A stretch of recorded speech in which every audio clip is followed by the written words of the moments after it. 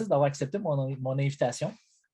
L'idée, c'est de se jaser quelques minutes pour apprendre à te connaître et pour que les gens, puisqu'ils nous écoutent, puissent apprendre à te connaître. Et commençons tout de suite par une question super pertinente. Que fais-tu comme métier, Francis? Je suis programmeur analyste. Je travaille présentement chez Lion Électrique. Je ne OK. sais pas si tu sais c'est quoi, là. C'est des véhicules lourds, genre des autobus, puis des camions électriques, évidemment, l'énergie verte, tout ça. Je suis rentré là, ça fait environ 6 mois. Ça va très bien, très heureux. On a un travail proche de la maison, puis on a des belles réussites. Puis c'est une compagnie qui a le vent d'un voile, là. Tu peux imaginer que l'énergie verte, présentement, là, c'est vraiment hot, là. Il y a des subventions qui coulent de partout, là. Si je reprenais je ne sais pas si tu étais du genre à ton adolescence à te faire ce qu'on appelait des mixtapes, là, des cassettes de musique. Ah oui. Oui, oui. C'est quoi, mettons, les 2, 3, 4 tunes qu'on aurait pu y retrouver, là? Quand j'étais adolescent, Oui? quand j'étais adolescent, c'est pas compliqué. Mon adolescence, c'était purement heavy metal. C'est pas compliqué. J'écoutais, ça c'était dans le range entre Metallica puis peut-être Slayer, tu sais, au niveau de tout ce qui était moins heavy que Metallica, là, c'était comme le glam rock avec les cheveux crêpés, Poison, Motley Crue, là, ça, c'était interdit, là. OK. Ça prenait un minimum de badasserie pour rentrer dans mon livre, tu sais.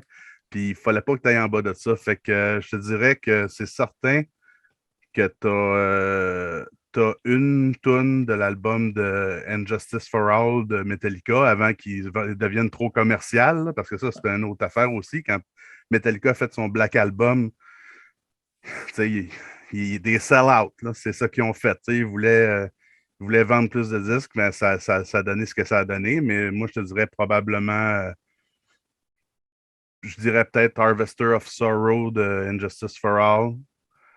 Il y a sûrement une tune de Megadeth, peut-être quelque chose dans le temps d'Holy Wars, quelque chose du genre. Euh, Vers la fin du secondaire, quand j'ai commencé à m'intéresser un petit peu plus à d'autres choses, je me suis intéressé surtout au jazz. Mais là, c'était OK. le jazz fusion.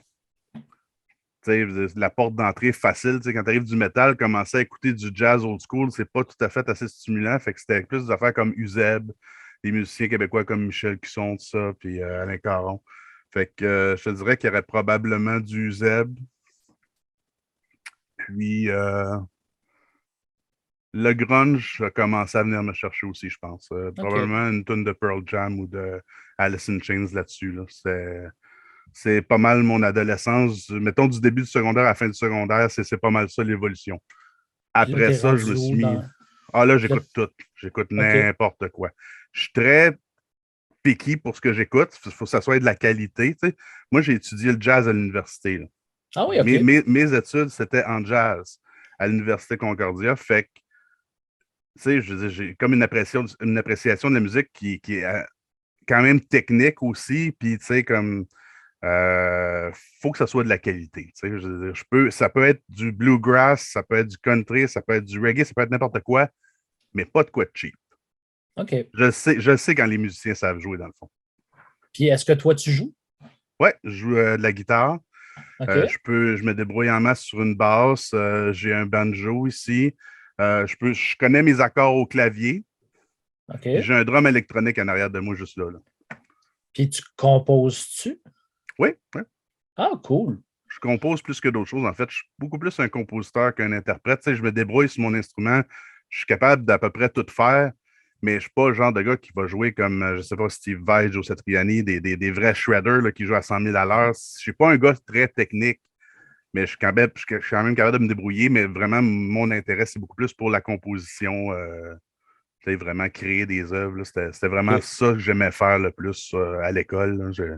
J'avais, tu sais, c'est études jazz, puis là, tu choisis comme un petit peu ta branche de spécialisation, mais moi, c'était beaucoup plus la composition puis l'arrangement que l'interprétation. Puis y a-tu des endroits sur le web où on peut écouter tes compositions? Non. Non, Ah, ben, tu sais, j'ai comme beaucoup de musique chez nous sur papier, J'ai pas enregistré grand-chose, puis j'ai comme arrêté de faire de la musique professionnellement aussi, tu sais. Mon dernier effort de faire de la musique professionnellement, c'était v'là environ, c'était avant que mon gars vienne au monde, fait que ça fait pas loin de 18-20 ans. Puis on va jaser d'impro éventuellement, mais à part la musique et l'impro, t'en as-tu d'autres passions, d'autres passe-temps? C'est sûr que cinéma, vient me chercher beaucoup. Les jeux vidéo, ça a fait partie de ma vie longtemps. En fait, j'ai travaillé en distribution de jeux vidéo avant de commencer à programmer, parce que ça fait pas longtemps que OK. je programme, ça fait environ 5 ans professionnellement, là. Avant ça, j'ai toujours été comme le gosseux qui faisait du VBA puis qui faisait tous des projets pour tout le monde, mais j'étais pas programmeur. J'étais comme commis à l'entrée de données, mais je dépassais de mes tâches un peu, tu sais. Puis là, quand j'ai senti que ma job, tu sais, en distribution de jeux vidéo, le média physique, le CD ou la cartouche, ça s'en va. Tous les magasins de jeux vidéo sont rendus digitaux. Tu mets ta carte de crédit sur ta console, tu achètes. Fait que je savais que ma job, elle s'en allait, tu sais, comme pour être désuète à un moment donné, là. Je le voyais venir. Fait que j'ai profité d'un programme de perfectionnement au travail pour prendre des cours en informatique, vraiment parfaire mes aptitudes en programmation. Puis c'était une prophétie parce que j'ai fini par vraiment perdre ma job à un moment donné parce qu'il n'y avait vraiment plus besoin de représentants francophones. Ça valait plus à peine, tu sais. Fait que, mais avant, tu sais, dans la distribution de jeux vidéo, j'étais là, distribution et détail de jeux vidéo, j'étais là comme entre 13 et 15 ans, là. OK. Fait que ça a toujours fait partie de ma vie depuis que je suis tout jeune. Puis j'aime encore ça aujourd'hui. Je joue beaucoup moins que je jouais avant. Si j'ai 2 heures à jouer par semaine, c'est beau, mais j'aime encore ça, tu sais. Et tu joues à quoi là, ces temps-ci? Là, je viens de finir. Moi, je suis très. Je sais pas si t'es gamer, toi, jeux vidéo un peu ou. Moins que je l'ai déjà été, puis Ouais. j'essaie de me tenir quand même au courant, là. Si je te dis, mettons, Metroidvania, c'est un peu c'est quel Metroid, je style? connais, mais pas cette version-là, là. Ouais, Metroidvania, ce que ça veut dire, dans le fond, c'est comme un amalgame de Metroid puis Castlevania, puis c'est des jeux où tu fais beaucoup d'exploration et de backtracking et tu vas ramasser un item à quelque part qui va faire comme ah oui, je me rappelle, il y a 2 heures, j'ai vu un symbole qui ressemble à ça, tu sais, puis OK. c'est beaucoup de recherche, puis de retour en arrière, puis d'énigmes. Ça, c'est mon genre de jeu, avec un côté action, évidemment. Je viens de finir Action Verge 2 cette semaine. Je vais probablement me lancer dans le nouveau Metroid là, qui est sorti il y a une couple de semaines. Sinon, Zelda, c'est dans mes préférés. Parlons maintenant d'impro. Ouais. Comment es-tu venu dans le monde de l'improvisation à partir de, écoute, je vais dire, de la musique et ainsi de suite, là? Ça n'a pas parti de rien de ça, en fait. OK. Ça a vraiment parti. Mon intérêt pour l'impro, c'est pas compliqué. Mon garçon est au secondaire, là, il est en secondaire 5. Il a commencé l'impro en secondaire 2. Puis, j'ai commencé par aller voir ses matchs, puis c'est sûr, c'est même pas une question de népotisme, là, je veux dire. C'est mon gars, c'est sûr que c'est mon préféré, mais il y a vraiment une connexion avec mon os du rire, là, c'est le fait qu'on est de la même famille, c'est sûr que nos humours, à un moment donné, ils connectent un peu. Je Oui. le trouvais tellement bon, puis j'aimais tellement ça aller voir ses spectacles. Là, il commence à jaser avec ses coachs. Là, ben, on va voir les matchs des coachs dans les ligues de bar, la Litte à Terrebonne, la crise de ligue à Sainte-Thérèse. Puis là, à un moment donné, ben, je commence à aller voir les matchs à Lionel Groux aussi. Puis, oups, je commence à aller voir les matchs à Montréal, à des places, là, comme on va voir le Punch Club, on va voir la Lime, tout ça. Puis, à force de tout le temps aller voir de l'impro, à un moment donné, comme Francis, tu sais, tant qu'à tout le temps être là, c'est donc un camp de recrutement, tu sais. Puis moi, comme je suis eager to please, j'ai pas pu dire non, là. Mais je voulais pas arriver là tout nu. Fait que je suis OK. allé suivre un cours sur les camps de recrutement chez Impro Sierra avec OK. Roberto Sierra. Puis ça a porté fruit. J'ai été pris substitut dans une ligue qui débutait à Laval, la Smoothie, qui a duré une demi-saison en raison de la COVID, évidemment. Là.